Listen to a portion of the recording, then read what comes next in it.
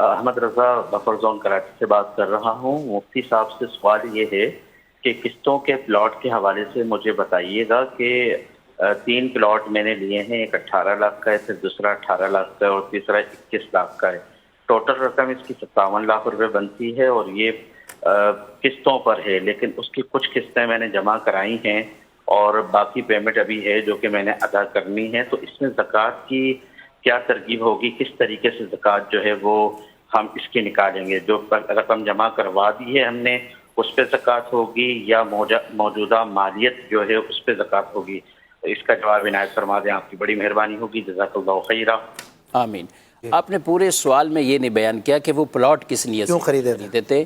آپ نے خود اپنا مکان بنانا ہے یا کرائے پہ آپ نے چڑھانے کے لیے کچھ آپ نے لیا، نیت آپ کی کیا تھی؟ چلے ہم ایک مسئلہ عرض کر دیتے ہیں کہ جو عام طور پہ لوگوں کو کنفیوژن ہوتی ہے کہ ہم نے اتنے پیسے بھر دیے اور اتنے رہتے ہیں، جو بھرے ان پر زکوٰۃ ہے، جو رہتے ہیں ان پر زکوٰۃ ہے، کیا ہے؟ دیکھیں، پلاٹ اگر آپ نے تجارت کی نیت سے خریدا ہے تو وہ پلاٹ بن گیا مال تجارت۔ صحیح ہے۔ اب اس کی قیمت تھی 50 لاکھ روپے، آپ نے 20 لاکھ 30 لاکھ بھر دیے ہیں اور 20 لاکھ آپ کے اوپر رہتے ہیں جس کی قسطیں آپ نے دینی ہے۔ تو اب نہ آپ اس 30 لاکھ کو دیکھیں گے جو آپ نے بھر دیے، کیونکہ وہ تو آپ نے پیمنٹ دی ہے، وہ تو آپ نے ادا کر دیے۔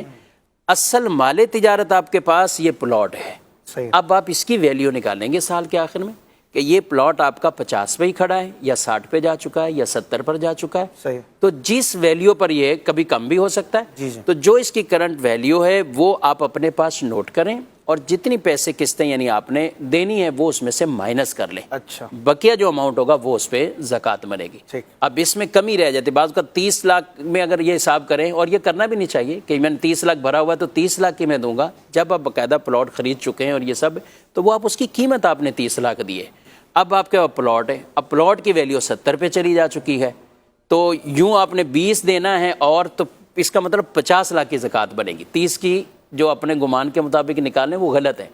تو آپ نے دیے ہوئے کو نہیں دیکھنا، آپ نے پلاٹ کی ویلیو کو دیکھنا ہے، اور یہ مال تجارت کے اندر زیورات میں جس میں بھی ہے جو کرنٹ اس کی ویلیو ہے اس کا حساب کریں۔